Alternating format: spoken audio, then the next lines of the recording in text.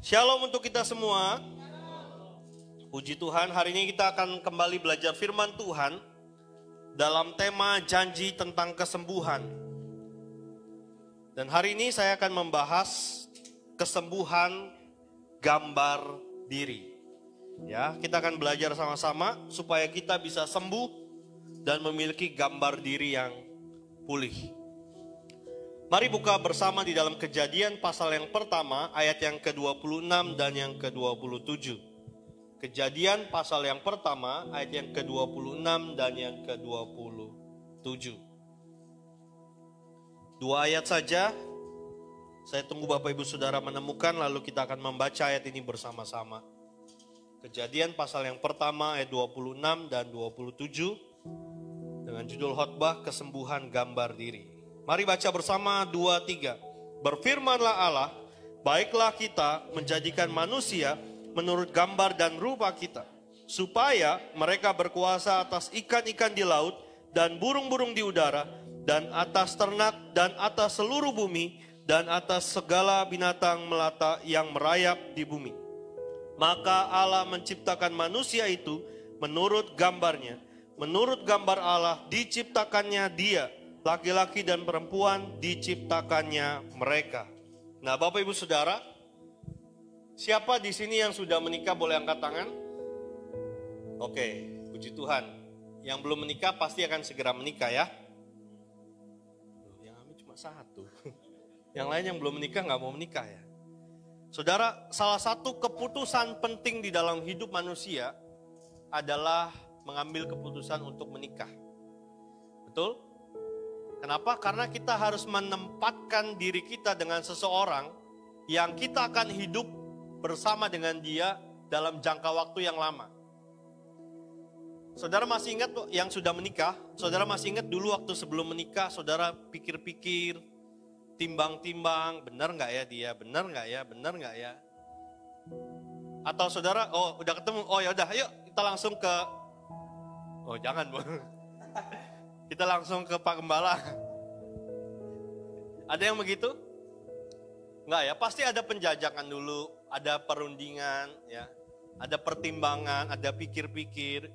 Mungkin kita juga sudah berdoa, ya, kita doakan, kita bawa kepada orang tua, kita bawa kepada mungkin sahabat-sahabat kita tanyai, kita mintai pendapatnya gimana kalau saya sama dia kira-kira oke enggak? Kurang lebih begitu, benar enggak saudara? Ada yang enggak sama kayak begini? Sama ya. Saudara, ini salah satu contoh mengambil keputusan yang penting di dalam hidup. Ya. Dan saya pun juga mengalami hal itu. Ya. Berunding, berpikir, menimbang, benar nggak ya sama Ibu Gembala? Gitu. Melalui proses yang tidak cepat, saudara ya. Gitu. Menimbang, berpikir, maju mundur, nggak pakai cantik, saudara ya. Maju mundur. Saudara, saya mau kasih tahu, ayat yang baru saja kita baca, dalam pemahaman saya, itu juga terjadi kurang lebih hal yang sama. Ya. Allah Bapa, Allah Putra, dan Allah Roh Kudus, dalam ketiga yang esa, mereka sama-sama berunding dan bersepakat mengambil keputusan. Ya. Dari ayat yang kita baca dituliskan, baiklah kita. Ya. Kalimat ini sangat bagus sekali Bapak Ibu Saudara. Atas kesepakatan bersama Allah Bapa, Allah Anak, dan Allah Roh Kudus. Mereka sepakat dengan satu keputusan bersama, menciptakan manusia. Saudara, kalimat ini, baiklah kita menjadikan manusia. Buat saya ini adalah kalimat yang sangat memberkati. Kenapa saudara? Karena ketika Allah menciptakan manusia, Allah melihat itu baik. Amin saudara. Dia berkata, baiklah kita menciptakan manusia. Kalau tidak baik, tidak mungkin dia akan ciptakan. Dia berkata, baiklah kita menciptakan manusia menurut gambar dan rupa kita. Artinya saudara, ketika Tuhan menciptakan Bapak Ibu Saudara dalam kandungan orang tua saudara, Tuhan melihat itu baik. Maka kejadian kita ke dunia ini, kelahiran kita adalah sebuah hal yang Tuhan lihat sangat baik. Ada amin saudara. gambar dan rupa di dalam teks bahasa Ibrani itu memiliki dua pemahaman, saudara. Yang pertama yaitu kata selem, yaitu gambar. Gambar itu artinya manusia dengan Allah memiliki gambar yang sama. Ya, bedanya adalah Allah tidak mempunyai tubuh, tapi Allah mempunyai jiwa. Allah punya pikiran, punya perasaan, punya kehendak. Taunya dari mana Pak Gembala? Saudara, ketika Tuhan menciptakan dunia ini, alam semesta ini, Dia berpikir bagaimana Dia akan merancangkan semuanya itu. Mungkin saudara bertanya, masa iya Tuhan punya perasaan? Saya katakan iya. Saudara bisa baca mulai dari kitab Kejadian. Ada kalimat di dalam kitab Perjanjian Lama, di dalam kitab Pentatuk, bahwa Allah menyesal. Menyesal itu kan sebuah perasaan. Lalu kemudian kita tahu ketika Tuhan Yesus turun ke dunia ini, ada satu kejadian yang membuat Tuhan Yesus menangis. Menangis itu adalah luapan dari perasaan. Maka Allah kita adalah Allah yang selem, yang punya gambar yang sama dengan kita. Itu yang pertama, bicara tentang manusia segambar. Lalu yang kedua ada kata demut. Demut adalah keserupaan yang tidak sama. Apa maksudnya Pak Gembala? Dalam rupa Allah kita diciptakan, Allah memiliki sifat statis. Dulu, sekarang, dan selama-lamanya Dia tetap sama. Tetapi demut adalah kita. Dulu, sekarang, dan selama-lamanya berubah, berprogres, bertumbuh. Ya, itu bedanya. Ya. Selem artinya kita memiliki pikiran, perasaan, kehendak yang sama dengan Allah. Lalu kemudian demut, salah satu sifat daripada Tuhan, Dia statis. Dahulu, sekarang, dan selama-lamanya Dia tidak berubah. Tetapi kita berubah.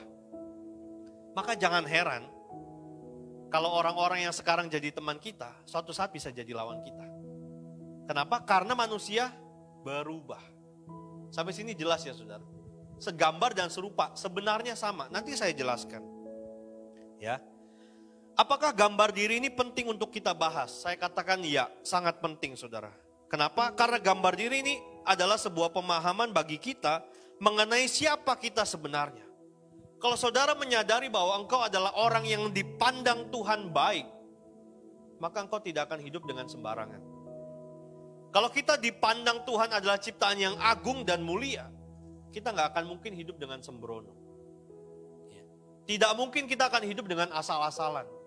Orang-orang yang tidak memiliki gambar diri yang pulih, dia akan menganggap hidupnya hanya sekedar menjalani hari demi hari sampai dia mati. Gak ada tujuan, gak ada arah, ya pokoknya mengalir aja. Begitu. Itu orang yang tidak mempunyai gambar diri yang jelas. Tapi kalau orang yang punya gambar diri yang jelas, dia akan tahu kenapa dia hidup. Untuk apa dia hidup, apa tujuannya dia hidup. Jelas. Harus ngapain dia di dunia ini, jelas. Maka gambar diri ini sangat penting untuk kita bahas, saudara. Lalu pertanyaan berikutnya, apakah gambar diri ini bisa rusak? Ya. Saya katakan dengan tegas, iya. Kenapa saudara? Karena Tuhan menciptakan kita segambar dan serupa dengan Dia, harusnya kita setara dengan Allah. Bukan derajatnya, tapi penempatannya. Saya ambil contoh begini saudara. Kalau saudara mempelajari kitab Kejadian, manusia waktu diciptakan oleh Tuhan, manusia ditempatkan di mana? Ya di Firdaus, di Taman Eden. Betul ya? Di mana Tuhan? Ya di situ juga. Artinya kita berada bersama-sama dengan Allah. Sampai sini mengerti ya saudara? Inilah gambaran bagaimana Tuhan menciptakan manusia. Segambar dan serupa. Kita ditaruh, ditempatkan di mana Allah berada. Allah ada di Firdaus, kita ada di Firdaus. Tetapi, gambar diri manusia rusak ketika dosa itu masuk di dalam hidup manusia. Saudara ingat di dalam Kejadian pasal yang ketiga, di mana iblis dalam wujud ular, dia menipu Hawa. Dia memperdaya manusia. Ingat saudara, yang dilakukan iblis dari sejak penciptaan manusia sampai akhir zaman adalah menipu. Makanya dia disebut sebagai bapa segala dusta. Ya, dia menipu. Saudara ingat apa yang dia katakan kepada Hawa? Kalau kamu makan buahnya, kamu akan menjadi seperti Allah. Hanya permainan kata-kata.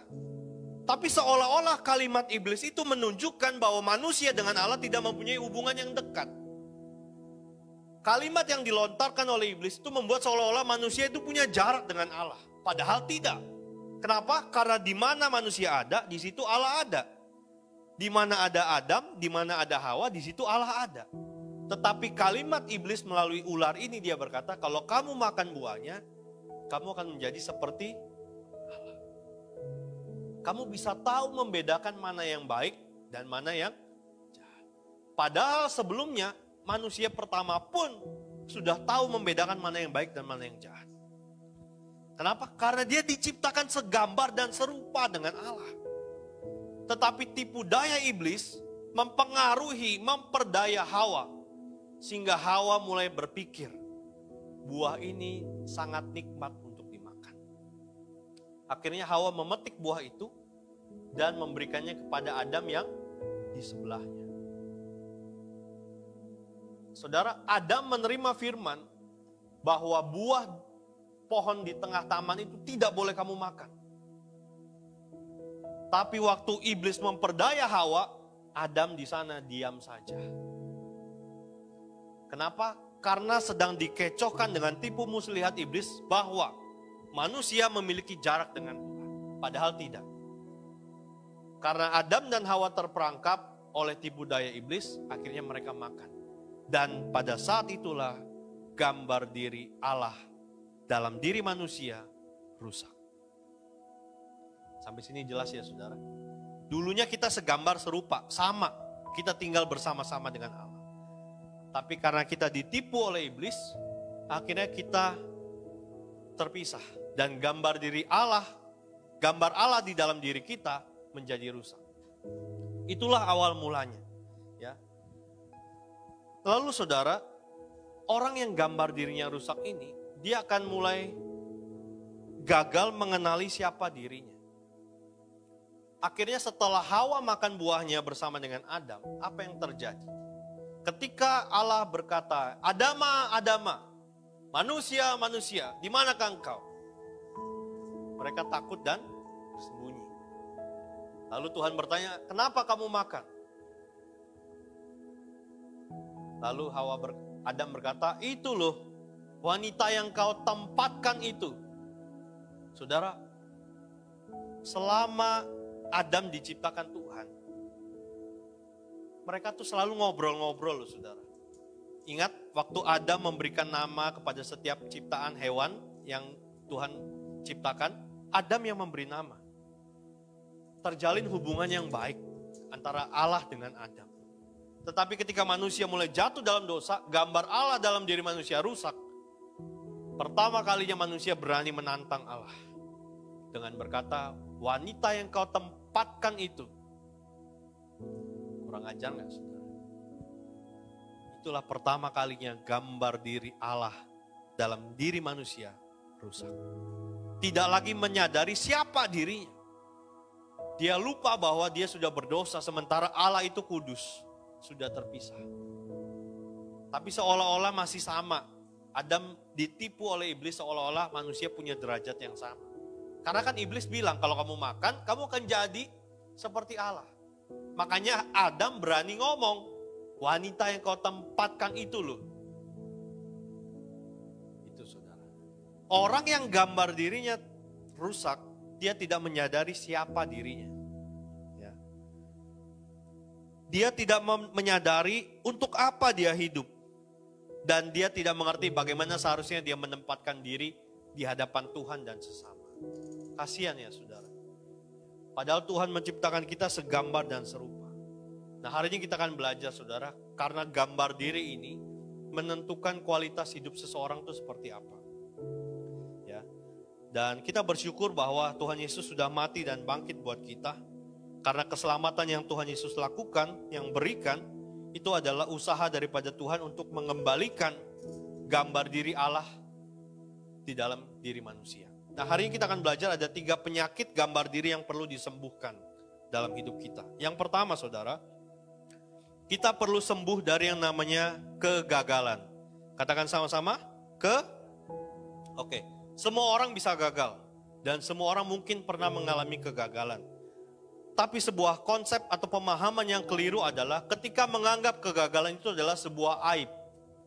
Ketika menganggap kegagalan itu adalah sebuah hal yang memalukan. Padahal tidak, saudara. Ya.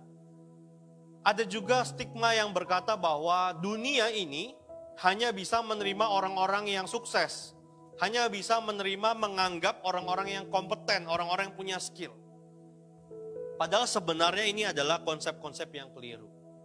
Saudara boleh lihat, ada banyak contoh orang yang mengalami kegagalan dalam hidupnya, tetapi belum tentu dia mengakhiri hidupnya dengan kegagalan. Saya ambil contoh. Saudara tahu siapa yang menemukan telepon? Waduh, belajar. Siapa ya? Ya benar. Nanti dapat itu ya. Dapat makanan. Ya, Alexander Graham Bell. Gak ada di catatan saya, saudara. Ini tiba-tiba aja terlintas. Saya juga langsung mikir, siapa ya?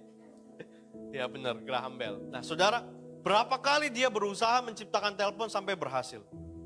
Berapa banyak kegagalan yang dia alami? Mungkin saudara pikir, aduh terlalu jauh Graham Bell. KFC. Ada yang tahu KFC? Ya. Colonel Sanders di usia berapa dia bisa menemukan resep yang pas? Udah tua pokoknya lah ya. Ada banyak kegagalan yang dia lalui sampai akhirnya dia berhasil. Saudara, inilah yang seringkali menjadi penghambat seseorang bisa mengalami pertumbuhan. Yaitu terus dihantui oleh yang namanya kegagalan. Padahal kegagalan itu bukan akhir dari segala-galanya. Anda masih punya banyak kesempatan untuk mencoba lagi. Siapapun kita, termasuk saya. Kita masih punya kesempatan untuk mencoba lagi. Makanya gak heran kalau ada banyak orang yang lebih senang berada di situasi yang lama atau yang bisa disebut sebagai zona nyaman. Karena mereka gak mau coba sesuatu yang baru. Yang ada dalam pikirannya adalah kalau saya coba nanti saya gagal. Kalau gagal nanti gimana? Gitu ya. Orang banyak dihantui oleh yang namanya kegagalan. Padahal kegagalan itu adalah hal yang biasa. Semua orang pernah mengalami yang namanya kegagalan. Saya ambil contoh. Ya, saya memberikan contoh seorang raja yang bernama Daud. Saudara semua pasti tahulah kisah hidupnya. Ya. Dalam kegagalan Daud, apakah akhir hidupnya dia juga gagal? Tidak. Dia membuka dirinya ketika Nathan menegur. Dan dia bertobat. Akhirnya apa saudara? Nama Daud muncul sebagai daftar silsilah daripada Yesus Kristus. Betul? Kalau saudara baca Matius pasal yang pertama, daftar silsilah Tuhan Yesus Kristus. Mulai dari Adam. Saudara akan menemukan dan melihat ada banyak nama-nama, orang-orang yang gagal dalam hidupnya. Menurut manusia mereka bisa gagal, tapi tidak dengan pemandangan Tuhan. Gagal menurut ukuran manusia belum tentu gagal menurut ukuran Tuhan. Ya. Selama kita mau membuka diri kita mau merendahkan diri kita mau bertobat dan berubah, Tuhan bisa buat yang gagal itu menjadi berhasil. Contoh yang kedua, saya mengambil contoh seorang nabi yang bernama Yeremia. Yeremia adalah seorang yang masih muda ketika Tuhan panggil untuk menjadi nabi. Seorang yang tidak pandai bicara, seorang yang banyak alasan, seorang yang bertele-tele, seorang yang banyak mengalami kegagalan dalam hidupnya. Tetapi toh, dalam semua kegagalan menurut ukuran manusia, semua tulisan Yeremia tercatat dalam Alkitab yang saudara punya. Ada sebuah kitab yang bernama Yeremia. Gagal menurut ukuran manusia bukan masalah, bukan akhir dari segalanya. Kenapa? Karena ada penilaian Tuhan yang jauh lebih penting daripada penilaian manusia. Amin, saudara. Mari kita buka di dalam Yeremia pasal yang ke-29 ayat yang ke-11. Ya, saya percaya ini adalah ayat yang mungkin jadi ayat favorit bagi Bapak Ibu semua. Ya. Yeremia pasal 29 ayat yang ke-11, firman Tuhan berkata, sebab aku ini mengetahui rancangan-rancangan apa yang ada padaku mengenai kamu. Demikian firman Tuhan, yaitu rancangan damai sejahtera dan bukan rancangan kecelakaan, untuk memberikan kepadamu hari depan yang penuh harapan. Saudara, ini janji Tuhan. Tuhan tidak pernah merancangkan kegagalan, Tuhan tidak pernah merancangkan kecelakaan. Jelas sekali firman Tuhan berkata, rancangan bagi kita adalah damai sejahtera, hari depan yang penuh dengan harapan. Tetapi untuk menuju ke sana, ada sebuah proses yang harus kita lalui dan kita menemui yang namanya kegagalan. Ya. Dan tidak ada orang yang sempurna. Ya. Kegagalan di masa lalu hidup kita bukan berarti kegagalan di masa depan hidup kita. Ingat, Allah menciptakan kita untuk memberikan kepada kita hari depan yang penuh harapan. Kalau hari ini kita gagal, hari ini kita jatuh, hari ini kita berdosa, cuma satu, saudara, buka hatimu. Biar Tuhan sembuhkan. Sehingga tidak ada lagi kegagalan dalam hidup kita. Penyakit kegagalan ini sangat banyak menghantui banyak orang, saudara. Orang tidak berani memulai sesuatu yang baru karena takut gagal. Padahal sama-sama kita tahu apa yang kita pikir belum tentu terjadi. Apa yang kita takutkan belum tentu terjadi. Tetapi kita bersyukur bahwa Tuhan kita adalah Tuhan yang setia. Sekali Dia merancangkan hidup kita, Dia tidak akan pernah merubahnya menjadi rancangan yang tidak baik. Jelas firman Tuhan berkata, rancanganku adalah rancangan damai sejahtera. Untuk memberikan hari depan yang penuh harapan.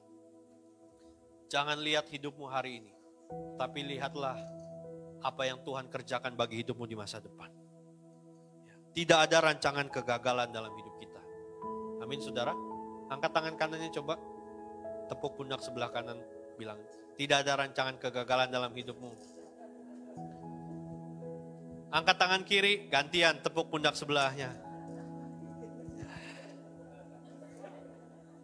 Amin, saudara. Tidak ada rancangan kegagalan dalam hidup kita. Jangan sampai kegagalan itu menghantui dan membelenggu hidup kita. Sehingga kita tidak bisa mengalami pertumbuhan. Ya.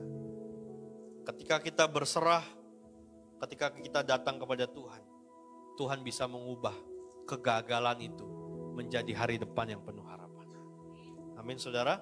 Yesus menerima kegagalan kita dan menyembuhkan menjadi masa depan yang penuh harapan. Datang pada Tuhan supaya kita bisa sembuh dari kegagalan. Yang kedua, saudara, yang kedua adalah sembuh dari penolakan. Apa, saudara? Sembuh dari penolakan adalah salah satu penyakit dari gambar diri yang sangat perlu disembuhkan dalam hidup kita. Penolakan itu menyakitkan gak, saudara? Menyakitkan atau sangat? Sangat. Ada banyak bentuk penolakan yang terjadi dalam hidup. Baik dari luar maupun dari dalam. Artinya dari luar itu dari orang lain, dari lingkungan, dari keadaan di sekitar kita, ataupun dari diri kita sendiri. Ya, saudara ingat mungkin waktu sebagai orang tua saudara punya anak, pernah nggak saudara membandingkan anak saudara dengan anak orang lain? Si ini loh bisa, kamu kok nggak bisa? Saudara, penolakan ini membuat orang terluka dan sakit. Ya, ada juga perlakuan diskriminatif karena ya kita semua ngalami lah karena kita kan minoritas. Ya, kita mendapat perlakuan yang diskriminatif. Itu kan penolakan, saudara. Belum lagi reputasi masa lalu kita mungkin yang kurang baik. Ya. Mungkin ada orang yang pernah dipenjara, lalu kemudian dia bertobat, dia melayani Tuhan. Orang-orang bilang, kan dia dulu bekas narapidana. Itu bentuk penolakan. Dan saya mau katakan penolakan itu sangat menyakitkan. Belum lagi penolakan karena faktor ekonomi. Ya karena saya miskin, karena saya nggak punya apa-apa. Terus akhirnya ya saya nggak dapat kesempatan. Saya pernah ngalamin ini saudara. Saya cerita sama Ibu Gembala, bahkan saya tunjukin tempatnya. Saya pernah melayani di satu kota. Ya, waktu saya mau diundang khotbah di gereja itu saudara, gereja besar di kota itu. Ya. Ditanya CV-nya dulu, kurikulum vitae-nya dulu. Pernah khotbah di mana aja, ada rekaman YouTube-nya enggak? Dan saya dipanggil untuk diinterview beberapa hari sebelum diundang khotbah. Bayangin saudara. Dan akhirnya saya tidak jadi diundang khotbah karena saya miskin. Saya tunjukin tempat gerejanya sama Ibu Gembala. Ini nih, gereja yang pernah menolak saya. Bukan gerejanya maksudnya, oknum orang-orang di dalamnya yang pernah menolak saya melayani karena saya miskin. Saudara, saya mengampuni, tapi saya masih ingat kejadian itu. Dan saya tidak menyimpan sakit hati. Kenapa? Karena dengan itulah saya belajar. Manusia boleh menolak saya, tetapi Tuhan tidak pernah menolak saya. Amin saudara. Jadi apapun perlakuan yang orang lakukan terhadap kita, jangan membuat kita sakit hati dan kecewa. Ya. Kemudian ada orang-orang yang juga tidak percaya diri, nggak pede dengan kemampuan diri sendiri. Merasa orang lain kayaknya lebih bisa, orang lain lebih mampu, akhirnya tidak berani untuk melangkah. Berikutnya ada lagi saudara, nah ini biasanya kecenderungannya kaum perempuan. Mohon maaf ya ibu-ibu, para wanita, yang suka merasa insecure dengan fisiknya. Tadi pagi saya mencontohkan, di dunia ini ada yang namanya Miss Universe. Kenapa nggak ada yang namanya Man Universe? Ada lomba kecantikan untuk perempuan. Kenapa tidak pernah ada lomba kegantengan buat laki-laki? Makanya banyak perempuan, maaf ya, insecure. Rambutnya nggak sama dengan yang kayak artis, aduh minder. Alisnya nggak sama, digambar sendiri. Ya. Padahal Tuhan ciptakan sempurna. Oh, gambar Tuhan kurang rapi nih Tuhan. Dihapus gambar Tuhan. Belum matanya, aduh bagus ya dia matanya belok ya, aduh mataku tuh sipit. Aduh hidungnya bagus ya mancung, hidungku mancung ke dalam. Banyak orang, termasuk kebanyakan perempuan sih dalam hal ini, insecure secara fisik. Ya, membandingkan tubuhnya dengan perempuan lain. Ya. Saya mau katakan ini adalah bentuk penolakan terhadap diri sendiri. Kita kurang bersyukur dengan tubuh yang kita punya. Ya. Hari ini bertobat semua ya. Saya mau katakan saudara, ini adalah contoh gambar diri yang belum pulih. Ya. Makanya sekarang Ibu Gembala gak pernah iniin alis lagi. Saya pernah ngomong, ngapain Tuhan udah bikin alis bagus-bagus, dikerok terus digambar sendiri. Emang gambarmu lebih bagus dari gambarnya Tuhan? Gak tahu mungkin dia tersinggung, maafkan aku ya sayang. Ya. Saudara, berikutnya ada yang namanya sosial media. Ya. Sosial media ini bisa menjadi wadah untuk penunjukan gambar diri yang rusak. Saya tidak menyalahkan sosial medianya. Ya. Saudara bisa pakai sosial media saudara untuk memberitakan Injil, ya, untuk memberitakan kabar baik, atau mungkin menceritakan pertolongan Tuhan dalam hidup saudara, bisa. Tetapi seringkali saudara ada orang yang memanfaatkan sosial media ini untuk tujuan-tujuan yang salah. Contohnya misalnya gini, saudara posting nih baju baru, weh, gimana teman-teman, tanda tanya. Terus ada yang komen, biasa aja. Kalau saudara tersinggung, berarti gambar dirimu gak pulih. Jelas saudara. Kalau gambar diri kita pulih, ngapain mesti tersinggung komentar orang? Ingat saudara, hidup kita itu apa kata Tuhan, bukan apa kata orang. Kalau misalnya contoh ya, kita punya makanan gitu, kita posting foto makanan, wah enak nih hari ini makan di apa? Haidilao. Ya, Haidilao ya. Ada yang komentar, baru gitu aja pamer. Kalau kita tersinggung, gambar dirimu rusak. Lagian, biasanya ya, orang kaya tuh gak suka pamer-pamer begitu. Yang sok kaya itulah.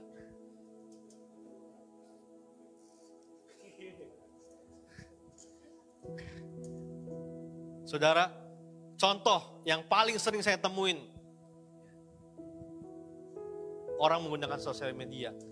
Ketik posting, lapar, titik. Lapar ya makan. Lapar kok nulis status. Itu gambar dirinya tidak pulih. Gambar dirinya rusak. Kenapa? Karena mencari perhatian yang tidak pernah dia terima dari orang lain. Saudara, saya mau ngomong ya, terutama buat suami istri, hati-hati dalam hal ini. Jangan sampai pasanganmu kurang dapat perhatian dari dirimu. Ya, suami kurang memperhatikan istri, istri kurang memperhatikan suami. Hati-hati, Anda sedang membuka celah. Ya maaf banget. Kalau sudah tidak selangsing dulu ya tetap puji aja gitu loh. Tapi juga jangan bohong. Ya. Kalau udah nggak kurus lagi jangan bilang badanmu kayak gitar Spanyol. Janganlah. Tapi juga jangan terlalu jujur.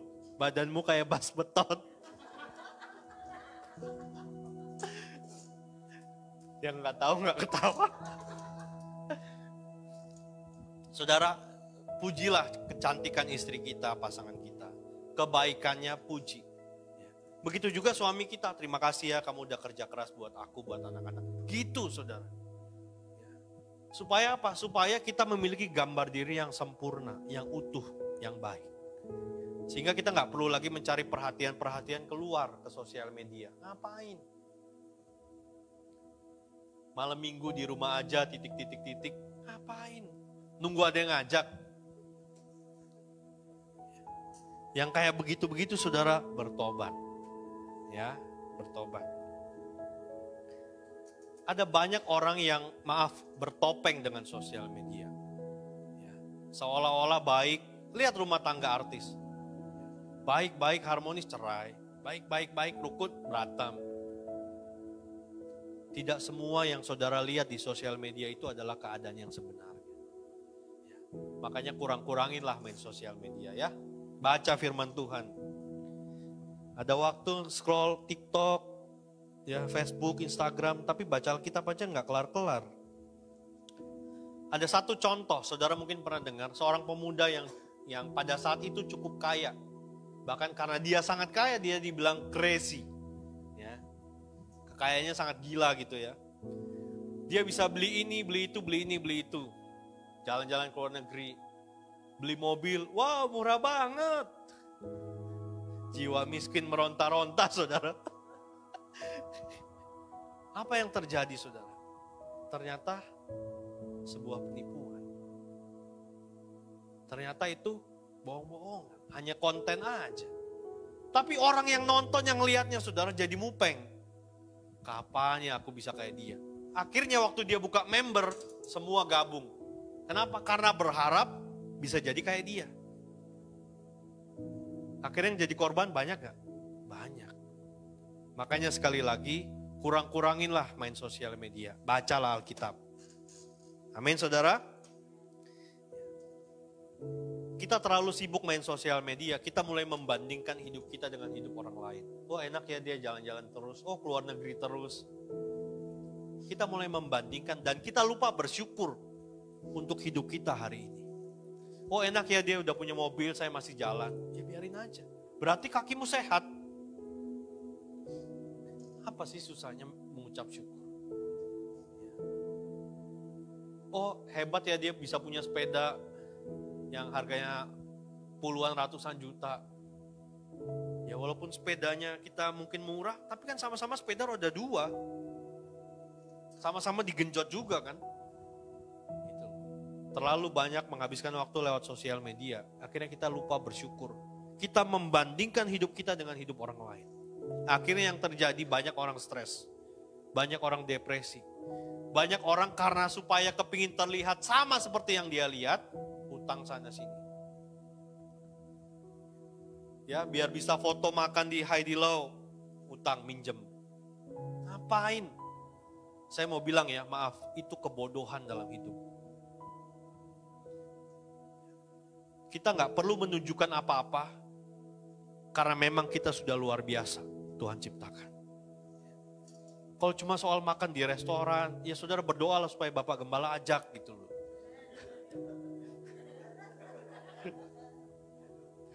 Ngapain pusing-pusing mesti cari pinjaman sana sini, minta tolong sana sini, cuma supaya bisa makan di restoran terus difoto, cekrik, posting, udah. Apa sih yang saudara banggakan dari situ? Ya. Ingat saudara, hidup kita di dunia ini punya tujuan. Tujuannya adalah untuk memuliakan Tuhan. Pakai hidupmu, pakai sosial mediamu untuk jadi berkat.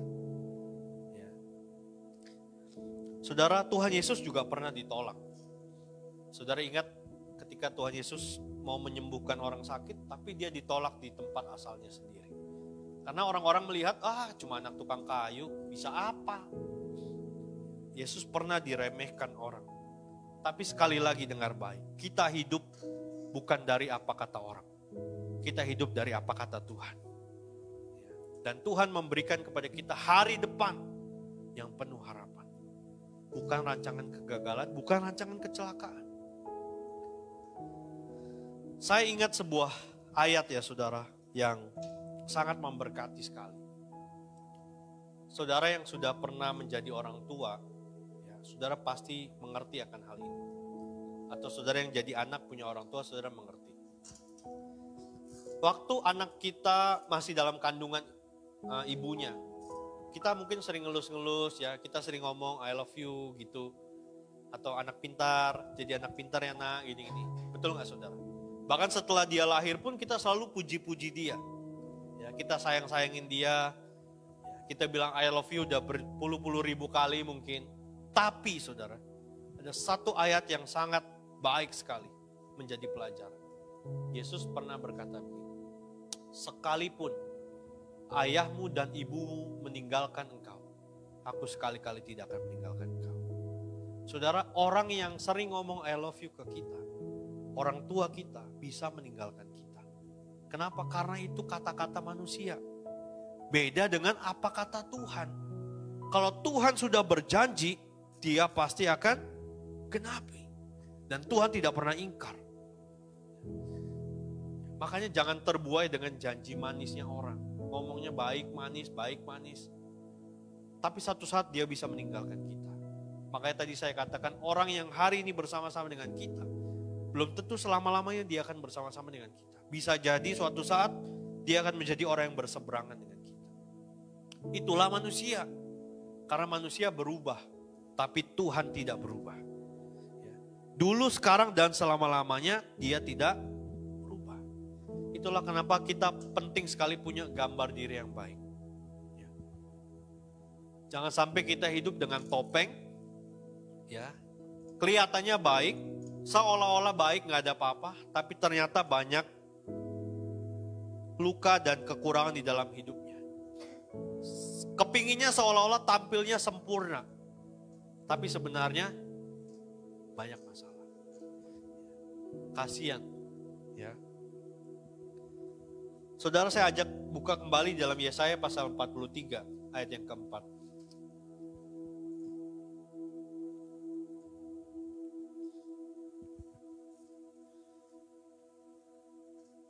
Yesaya pasal 43 ayat yang keempat. Baca sama-sama. 2, 3. Oleh karena engkau berharga di mataku dan aku ini mengasihi, maka aku memberikan manusia sebagai gantimu dan bangsa-bangsa sebagai ganti nyawamu. Saudara, jelas Tuhan berkata bahwa engkau berharga di mataku dan mulia. mulia. Kalau kita menyadari akan ayat ini, saudara, ngapain kita mesti mencari perhatian dari manusia? Kita sadar bahwa kita ini adalah ciptaan yang segambar dan serupa dengan Allah. Diciptakan dengan tujuan ilahi, bukan dengan asal jadi, asal lahir. Oleh karena kita menyadari akan hal ini, maka kita akan memandang diri kita ini berharga. Dan jelas dia berkata, aku ini mengasihi engkau. Dan dia buktikan dengan memberikan manusia sebagai ganti. Yaitu memberikan putranya yang tunggal. Itu bukti bahwa Allah berfirman, Allah berkata-kata, dia tepati apa yang dia ucapkan. Makanya pegang kata-kata Tuhan. Pegang firman Tuhan. Jangan pegang omongan orang. Omongan orang tuh bisa berubah. Tergantung suasana hatinya. Tapi firman Tuhan tidak akan pernah berubah. Sampai selama-lamanya. Makanya pegang firman Tuhan dalam hidup kita, saudara.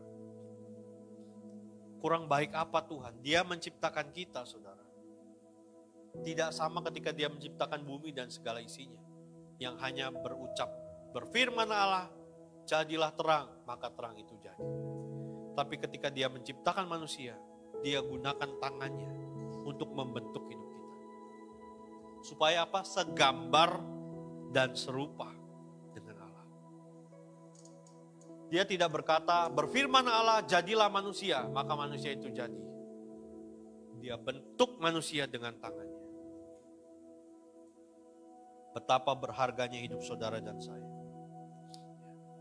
Dia katakan engkau berharga dan mulia.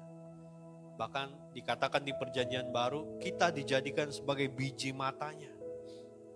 Kesayangannya. Sebagaimana kita menjaga mata kita, saudara. Apalagi Tuhan menjagai hidup kita. Maka yang paling penting dalam bagian ini adalah kita harus sembuh dari penolakan. Mulailah bersyukur dengan apa yang ada pada kita hari ini. Kalau Tuhan menilai kita begitu berharga, kenapa kita menilai diri kita sendiri tidak berharga? Ya, saya kan cuma lulusan SD. Ya, saya kan gak punya apa-apa. Ya, saya kan begini, begitu. Dengar baik, saudara. Tuhan memandang kau berharga dan mulia.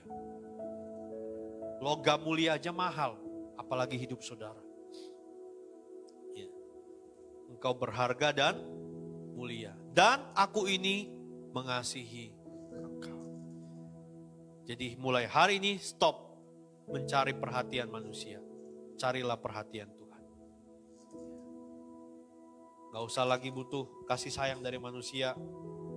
Belas kasihan manusia. Gak usah. Minta belas kasihan Tuhan. Penerimaan Tuhan Yesus kepada kita tidak sebanding dengan penolakan manusia terhadap kita. Kenapa? Karena dia mau mati buat kita, menebus kita. Supaya apa? Supaya kita bisa tetap berada bersama-sama dengan dia. Sampai segitunya loh. Begitu cintanya Tuhan kepada saudara dan saya. Harusnya kalau Tuhan mau, ya udahlah. Kan manusia memilih jalannya sendiri. Berdosa, ya udah dosa aja, mati aja. Tapi karena cintanya kepada kita, enggak, saya harus selamatkan. Tuhan turun ke dunia, dia disiksa, mati, disalibkan, dia bangkit, dia rebut saudara kembali. Untuk bisa berada bersama-sama dengan dia. Ini loh laki-laki sejati. Yang bisanya membuktikan apa yang dia ucapkan. Beda sama manusia. Bisa ngomong tapi gak bisa membuktikan. Jangan taruh pengharapanmu kepada manusia, tapi taruhlah kepada Tuhan. Amin saudara. Yang terakhir kita perlu sembuh dari penyakit luka batin. Ya. Saudara, ini adalah salah satu penyakit tersembunyi yang sangat mematikan. Jauh lebih mematikan dari segala macam penyakit yang mematikan. Ini menghancurkan manusia selagi dia hidup. Ya, luka batin. Kita bisa tampak baik-baik saja, gak ada masalah. Happy, senyum, ketawa. hahaha, tetapi dalam hati kita yang paling dalam ada banyak kekecewaan, kepahitan, amarah, luka, sakit hati, dan lain sebagainya. Kita bisa tampaknya sempurna, tapi sebenarnya di dalamnya kita sedang rapuh. Ini yang paling berbahaya, saudara. Saya berdoa supaya setiap kita yang hadir maupun yang mendengarkan firman Tuhan ini, semua kita sembuh dari penyakit luka batin. Ya, ini kondisi yang menyebabkan orang tuh tersakiti dan sangat membekas. Saudara, yang paling gampang mau tahu orang itu ada penyakit luka batin atau enggak, gampang saudara. Kalau dia gampang tersinggung, dia sensitif dengan perkataan atau perbuatan kita, itu masih ada luka batin. Ya. Dan saya mau katakan saudara, luka batin ini sama seperti penyakit yang harus diobati. Luka batin pun harus diobati. Kenapa? Misalnya contoh. Saudara sering pusing, ya. Siapa yang sering pusing di sini? Pusing minum obat. Besok pusing lagi, minum obat lagi. Itu aja saudara obatin. Ya, kenapa? Supaya tidak berdampak lebih parah. Maka luka batin ini pun saudara harus obati. Supaya tidak semakin parah dan merusak hidup kita. Ya.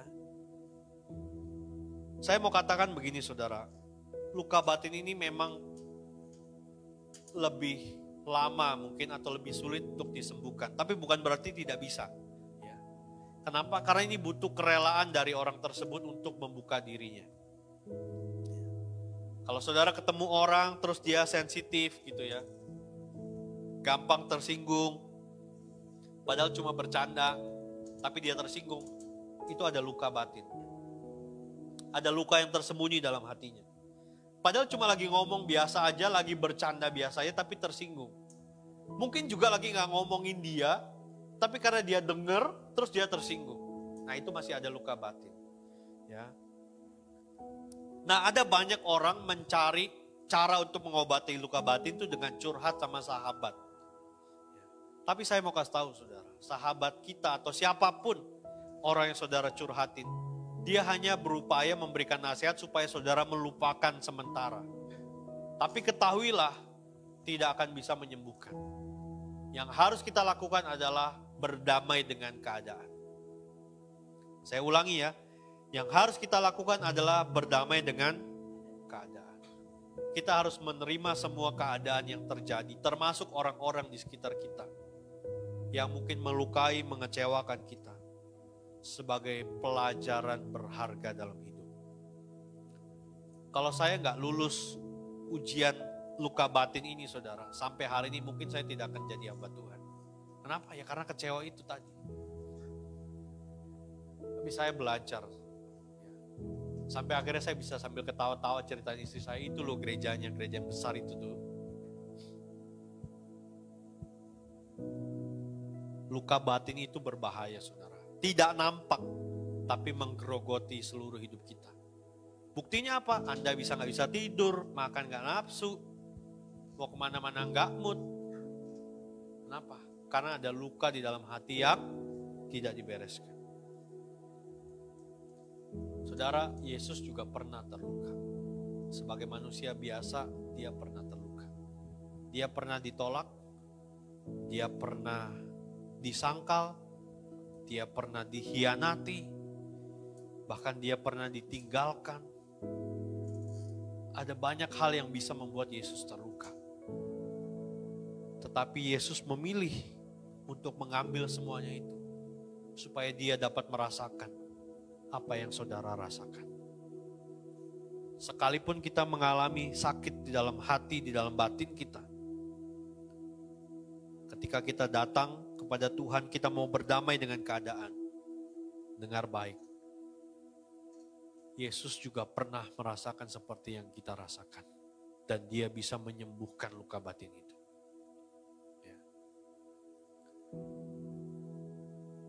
Terimalah dirimu seperti Tuhan melihat dirimu. Jalanilah hidupmu seperti apa kata Tuhan, bukan kata orang. Kalau kita belum bersyukur dengan hidup kita hari ini, bersyukurlah. Karena ini yang paling penting dan kita perlukan dalam hidup kita.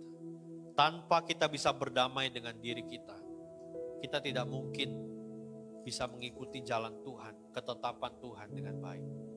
Kenapa? Karena pasti banyak argumen, banyak pemberontakan dalam hidup kita. Tapi ketika kita mau berdamai dengan keadaan, kita mau memutuskan diri kita untuk tunduk kepada firman Tuhan, maka hidup kita bisa menikmati semua kebaikan Tuhan. Saya berdoa 3 penyakit ini tidak ada dalam hidup saudara dan saya. Ya. Yang pertama tadi penyakit kegagalan, penyakit penolakan, yang ketiga penyakit luka batin. 3 penyakit ini dapat membuat gambar diri Allah dalam diri kita rusak. Tapi ketika saudara dipulihkan dan disembuhkan, ketika saudara menerima Tuhan sebagai juru selamat dalam hidup, izinkan dia beracara dalam hidup, maka dia bisa mengembalikan gambar diri Allah dalam hidup saudara dan saya. Orang yang sudah pulih dari 3 gambar diri, 3 sakit ini, dia memiliki gambar diri yang utuh. Dia akan hidup merdeka, freedom. Mau kemana-mana santai, gak pusing omongan orang, gak pusing mau dinilai orang. Kenapa? Karena saya hidup apa kata Tuhan, bukan kata orang. Tuhan Yesus memberkati kita semua. Mari kita tundukkan kepala.